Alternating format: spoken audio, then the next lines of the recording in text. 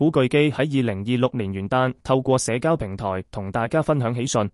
佢太太陳運程喺57歲高齡誕下第二胎，大仔 Cuson 正式升級做哥哥。古巨基提到 Cuson 一直都好想有個細佬或者妹妹，佢同太太都明白手足情深嘅重要性，所以決定再追一個。佢咁性感表示，父母陪伴孩子嘅時間有限，未來人生道路上，兄弟姊妹嘅互相扶持會係佢哋最珍貴嘅寶藏。現年53歲嘅古巨基同太太陳運程喺2014年結婚，兩人愛情長跑多年，感情非常深厚。2020年52歲嘅陳運程誕下 Cuson， 令古巨基體會到做爸爸嘅喜悅。依家57歲嘅佢再度高齡產子，呢份幸福更加加倍。